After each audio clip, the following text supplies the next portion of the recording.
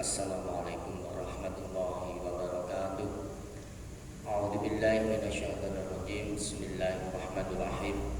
Alhamdulillahirabbil alamin wa bihi nasta'in wa ala umuri din wa din. Assalatu wassalamu ala asyrafil anbiya'i wal mursalin wa ala alihi wa sahbihi ajma'in. Allah Ta'ala fi kitabil karim. A'udzubillahi minasyaitonir rajim. Bismillahirrahmanirrahim.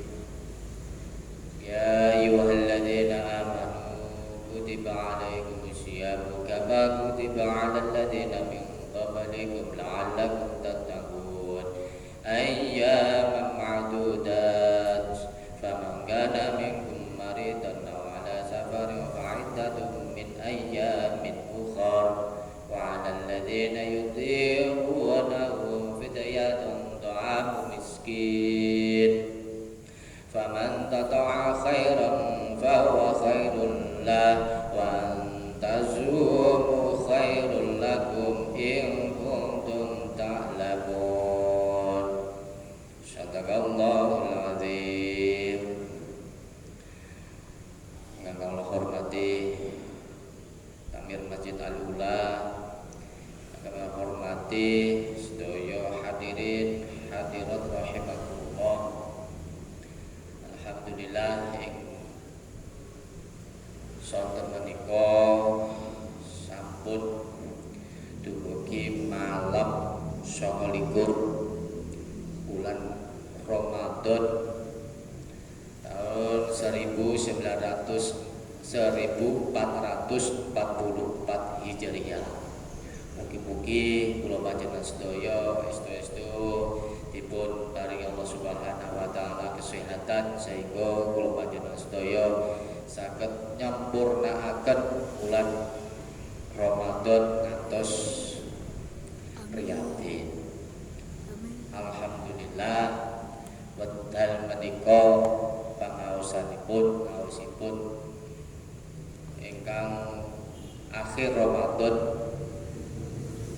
inggih punika ingkang harus diketahui banyak muslim yang mungkin belum mengetahui tentang apa itu fidyah. Fidyah yang sudah di awal tadi yaitu di dalam Al-Quran surat Al-Baqarah lanjutan dari ayat 183 dan 184 disambung dengan fidyah. Yang 183 itu tentang puasa Ramadan, yang 184 tentang bayar fidyah.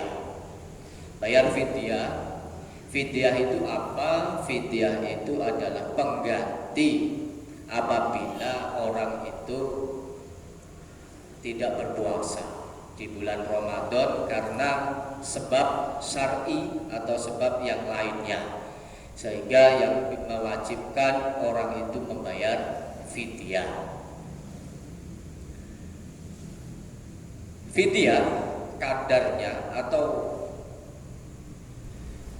jenisnya fidyah itu yang pertama adalah makanan pokok. Jadi fidyah itu kalau di teksnya Al-Quran adalah makanan pokok untuk memberi makanan fakir miskin. Nah, ukurannya berapa? Ukurannya adalah satu mud makanan beras. Kalau di Indonesia makanan pokok di Indonesia adalah beras. Dikonversikan beras itu berapa kilo, berapa gram atau berapa on besarannya. Untuk fidyah itu adalah 6,75 on, setengah kilo lebih.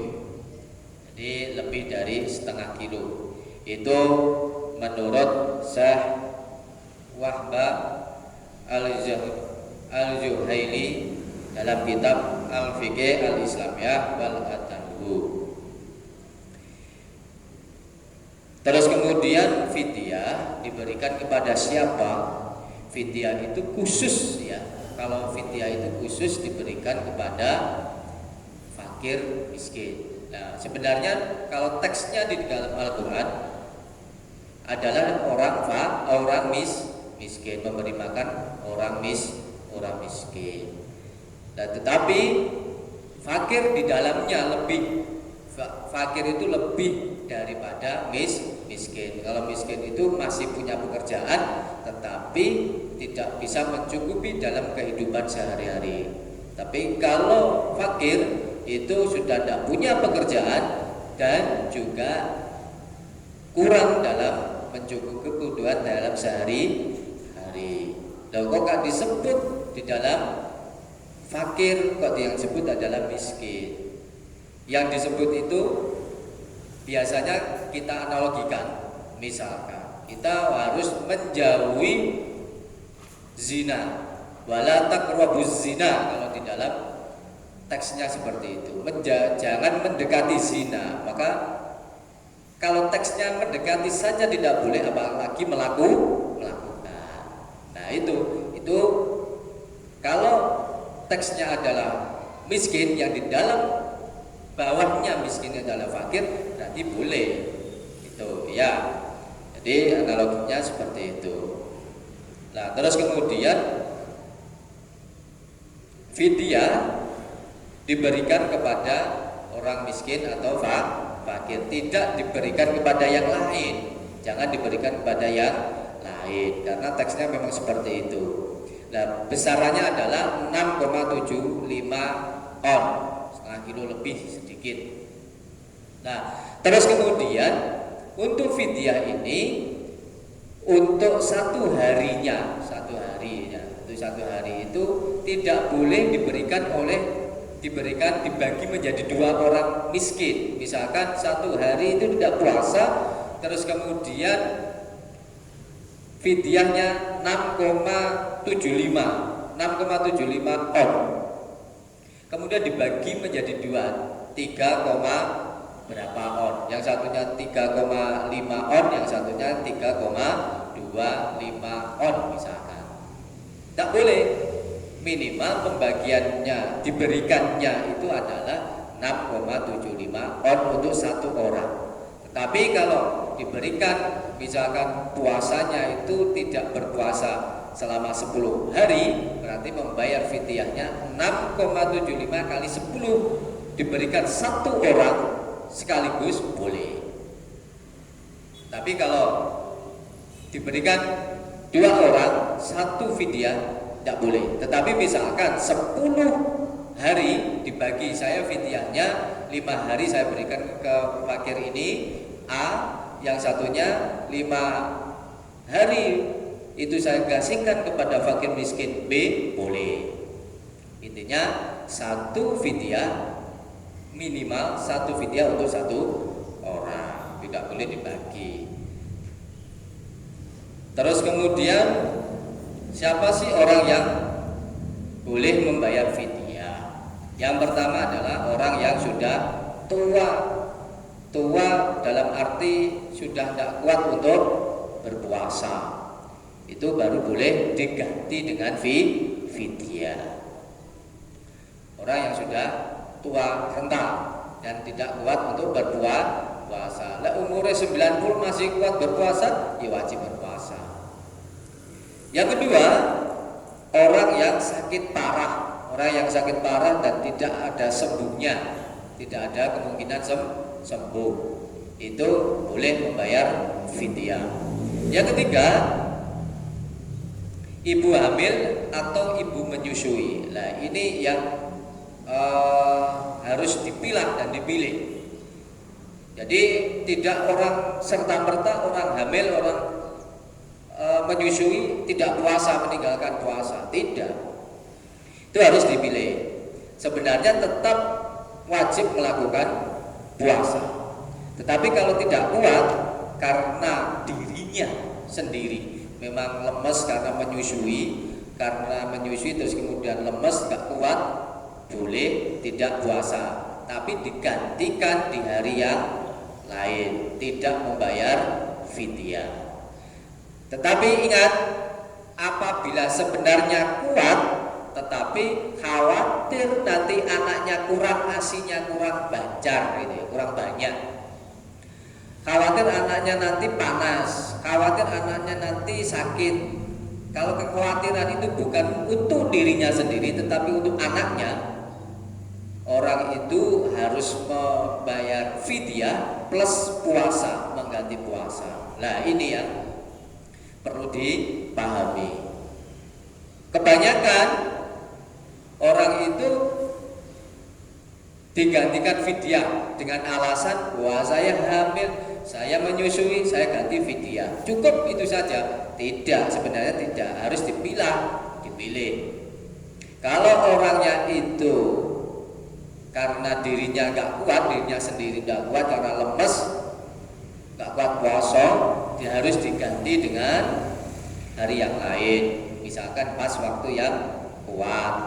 Terus apabila khawatir karena tidak puasa itu meninggalkan puasa Ramadan itu karena anaknya, khawatir anaknya panas, khawatir anaknya sakit, maka orang itu ada dua, ya puasa, ya bayar fidyah.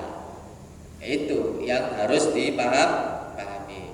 Terus kemudian yang keempat adalah orang yang meninggal dunia, orang mati. Orang mati yang maksudnya orang mati itu yang masa hidupnya itu meninggalkan puasa Ramadan. Nah, repekon ganti bagaimana orang yang sudah meninggal?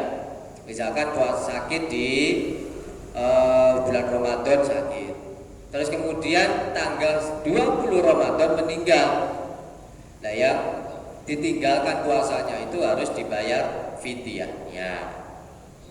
Kemudian yang kelima, orang yang wajib membayar fidyah adalah orang yang tidak puasa di tahun lalu, kemudian mengkodoknya itu sudah menjelang puasa berikutnya. Misalkan, contohnya, ada A meninggalkan puasa tahun 2022 kemarin. Misalkan tidak puasa 1 hari, kemudian tidak disahur-sahur, ya itu ya, tidak disahur sampai puasa berikutnya Ramadan 2023. Ini kok belum sempat menyaur, maka orang itu harus membayar fidyah plus puasa. Jadi puasa ini tetap harus dilakukan, terus kemudian ditambahi fidyah sebagai hukuman karena sudah dikasih waktu selama 1 tahun 12 bulan itu ya, 1 bulan untuk puasa, 11 bulan waktunya itu tidak sempat untuk menyaur, gak kuat nyaur. Nah, itu oleh Allah diberi hukuman, maka harus membayar fidyah plus puasa yang ditinggalkan. Terus kemudian berikutnya adalah waktu membayar fidyah. Waktu membayar fidyah itu paling cepat pas terbit ya matahari terbit. Karena matahari terbit waktu itu kan kita sudah tidak puasa. Hari itu paling cepat untuk membayar fidyah. Akhirnya kapan? Akhirnya ya selama Ramadan berikutnya. Boleh, tidak ada ketentuan yang baku. Tetapi kalau bisa untuk tahun berikutnya kalau tidak bayar fidyah lagi, yang tahun ini meninggalkan puasa tidak bayar fidyah, berikutnya tahun berikutnya masuk tahun berikutnya tidak bayar fidyah, maka fidyahnya double. Harus bayar fidyah 2 kali. Nah, membayar fidyah misalkan dalam puasa Ramadan ini meninggalkan puasa 10, boleh setiap hari karena sakit misalkan. Hari ini sakit pas terbit fajar, tidak kuat puasa, bayar fidyah, boleh. Boleh dikumpulkan selama 1 Ramadan, misalkan 10 hari tidak puasa, maka 6,75 on dikumpulkan kali 10, maka bisa dibayar berat seketika itu. Kepada satu orang boleh, dua orang boleh. Kalau 10. Tetapi kalau 10 hari diberikan kepada 20 orang tidak boleh. Yang maksimal kalau 10 hari ya 10 orang. Tapi kalau satu orang boleh. 10 kali 6,75 on. Berarti ya 60,75 on. Ya itu ya. Itu. Terus kemudian nah misalkan karena sakit wes saya bayar duluan. Misalkan mulai 1 Ramadan saya bayar dulu 1 bulan Ramadan saya bayar 30. Berarti 30 kali 6,7 on. Padahal masih 1 Ramadan. Itu tidak boleh. Jadi kalau sudah lewat waktunya tidak puasa baru boleh bayar fidyah. Tetapi kalau di awal, besok saya tidak puasa, sekarang saya bayar fidyah dulu. Karena ancang-ancang besok sudah tidak puasa karena memang sakit, bayar fidyah dulu, tidak boleh. Ataupun karena memang sudah tua, memang gak kuat puasa di awal Ramadan, mumpung punya uang, misalkan seperti itu, punya beras banyak. Saya bayarkan dulu, tidak boleh. Boleh bahkan di akhir. Sama dengan zakat fitrah. Misalkan zakat fitrah itu 3 kilo misalkan. Sebenarnya kan di bawahnya itu. Tapi lebih baik misalkan 3 kilo kehati-hatiannya.